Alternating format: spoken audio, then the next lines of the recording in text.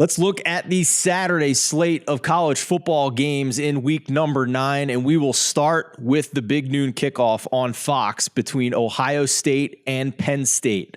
As you might expect, Ohio State, a 15.5-point road favorite here, total of 61.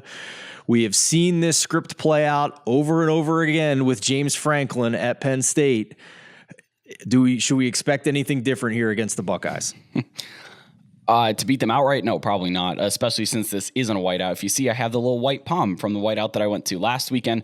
It was incredible, by the way, incredible game. So I've been watching Ohio State for multiple decades. Penn State always plays them tough. I don't care how good either team is.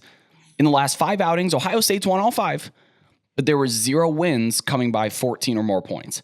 It's always a 9-point win. It's always a 7-point win, a 3-point win, 1 point. It's just, they always play really tough. But Ohio State can score any freaking way that they want. Last week, they were held to 5.8 yards per play against Iowa, which is interesting because you look at the final score, 54-10. Ohio State blew them out. Not offensively, they sure didn't, because they've been putting up 7.7 yards per play on the season.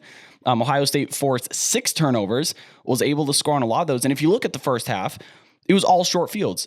Every single drive for the Ohio State Buckeyes, except one in the first half, was 25 or fewer yards. So Iowa actually did a decent job, retrospectively, I guess, on this offense. So you can look at it, and it's hard to envision, but the Ohio State offense actually showed some vulnerabilities, even though they dropped 54 points. So is Penn State good enough to be able to capitalize on that? I don't know. I don't think so. Watching what happened against Michigan, yeah, we'll see. That's what happens when Penn State can't run the football, and Ohio State's only allowing 2.9 yards per rush on the season. So I think Penn State's going to try to run the ball. They're going to try their hardest at home in front of a noon crowd. It's still going to be sold out, still going to be very loud. I don't think they're going to be able to do that, though. Now, let's look at Penn State's defense a little bit. They have a very good secondary. Jair Brown is outstanding, All-American caliber safety. Joey Porter, also All-American caliber corner. But they don't have enough dudes. Jackson Smith-Njigba is back for Ohio State. Marvin Harrison might be the best receiver in the country. I don't know. I don't think that Penn State's offense is going to keep up. But I'm not betting Ohio State minus 15.5 on the road at Penn State, knowing what I know about these two teams historically, this year, situationally. I wouldn't bet it. Am I saying I'm betting Penn State plus 15.5? No. But I'm not betting Ohio State going away.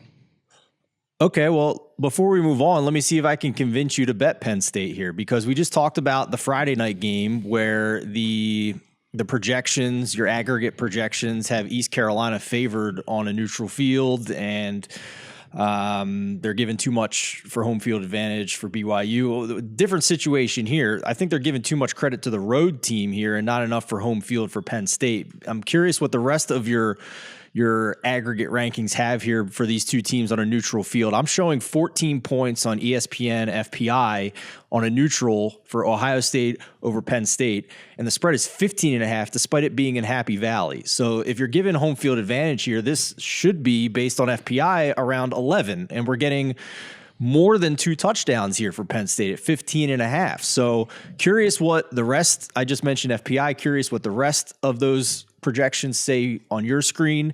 And based on that, and based on the history you've said about these teams, and whether this is too many points and you're going to fire on Penn State potentially. Yeah, it actually does have Ohio State by 13.3 on the road. So that's interesting, which means if you take the, in the neutral, on neutral field, 15.5 is about right.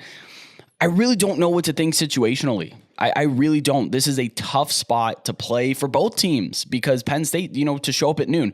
I was just in State College. No one lives in State College. They come from out of town. So when you're dealing with out of town fans and you have to deal with the noon game, they don't really have all that time to get really juiced and energized. Now they're going to show up. They're going to be there.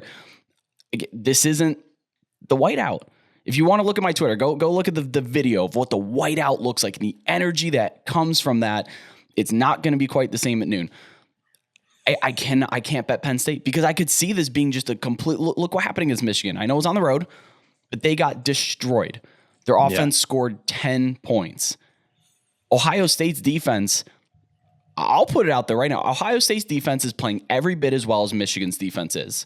Why would I expect a different outcome? Yeah, you make fair points. They fell apart in the second half against Michigan. So maybe this is, if we can get more than a touchdown in the first half, maybe that's the play here. Penn State first half to cover plus 7.5 or better, if we can get something like that. But hey, your opinion has been heard, and you make good points. So, but it is a big number for Ohio State on the road against Penn State in Happy Valley. Fun fact: Happy Valley becomes the third largest city in the state of Pennsylvania when Penn State has a home game. So it's awesome. It's a fun environment.